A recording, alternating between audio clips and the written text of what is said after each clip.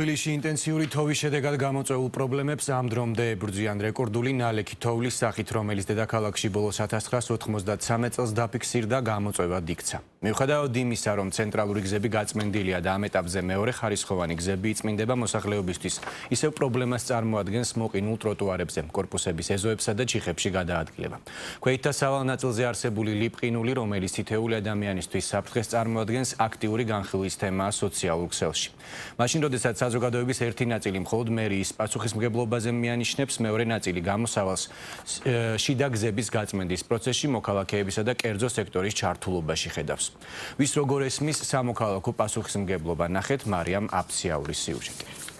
დაახლოებით 10-12 წლის შემდეგ ჩვენ ზამთარი დაგვიბრუნდა 41 საათის განმავლობაში განუწყვეტელი თოვა. ნალექის ასეთი ინტენსივობა თბილისში 1993 წლის შემდეგ პირველად დაფიქსირდა. გარემოს ეროვნული სააგენტოს მონაცემებით 17-20 იანვარს დედაქალაქში იანვრის თვის კლიმატურ ნორმასთან შედარებით 3ჯერ უხვი თოვლი მოვიდა. ანომალიური იყო უფრო წინა წლები, ვიდრე ეხლა პერიოდი, იმიტომ რომ უფრო დაბალი, უფრო მაღალი ტემპერატურები მართლა ანომალიაა და რეალურად პირდაპირ კავშირში იყო კლიმატის ცვლილებასთან. რეალურად კლიმატი ნამდვილად შეცვლილია. უბრალოდ რამდენად გაგრძელდება, რომ ჩვენ ზამთარი დაგვიბრუნდა, ეს არ ვიცი. დედაქალაქისთვის ამინდის უჩვეულოდ მკაცრმა პირობებმა თბილისის მცხოვრებთა ყოველდღიურობა გაართულა. მერის სამსახურები გზებზე გაწმენდით სამუშაოებს ამ დრომდე აგრძელებენ. თოვის პირველ დღეებში პრიორიტეტი ცენტრალური ქუჩები იყო.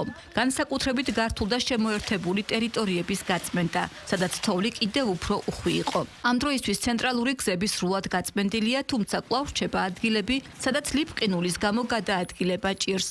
ეს არის ტროტუარების ნაწილი, კორპუსებს შორის არსებული ეზოები და ჩიხები. დედაქალაქის მერის კახა კალაძის განცხადებით მოსული უხვი ნალექის გამო გზებზე 5000 ტონაზე მეტი მარილი დაიყარა. როგორც მან თბილისის მუნიციპალიტეტის მთავრობის სხდომაზე აღნიშნა, ამ ეტაპზე მეორე და მესამე ხარისხოვანი ქუჩების, ასევე ჩიხების გაწმენდა და ტექნიკური მარილით დამუშავება მიმდინარეობს. 24 საათიან რეჟიმში გრძელდება მუშაობა, რომ ქალაქი იყოს გამართული.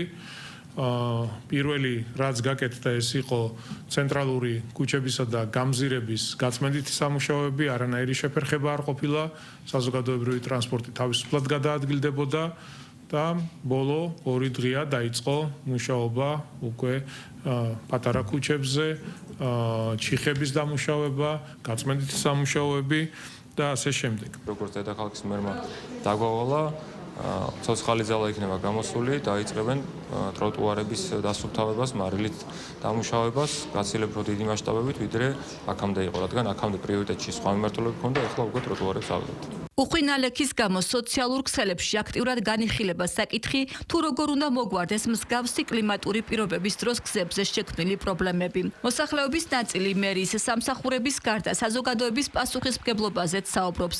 მათ შორისაა გარემოს დამცველი ნინო ჩხობაძე. მისი თქმით, სირთულე გაცილებით ნაკლები იქნება, თუ ადამიანები საკუთარი კერძო სახლებისა თუ კორპუსების წინ გზას თოვლისგან თავად გაასუფთავებენ.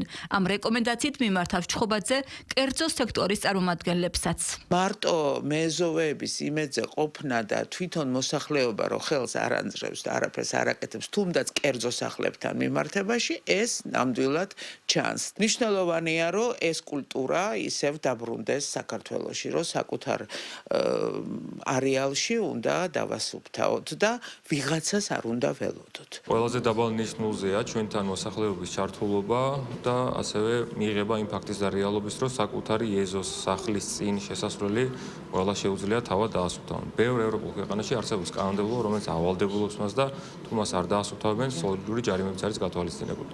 სინოპტიკოსები მომდევნო დღეებში საქართველოში გამოდარებას და შედარებით თბილ ამინდებს ელოდებიან. მათი პროგნოზით ზოგან ტემპერატურა +18 გრადუსსაც მიაღწევს. შესაბამისად, დედაქალაქიც ცხოვრების ჩვეულ რიტმს დაუბრუნდება.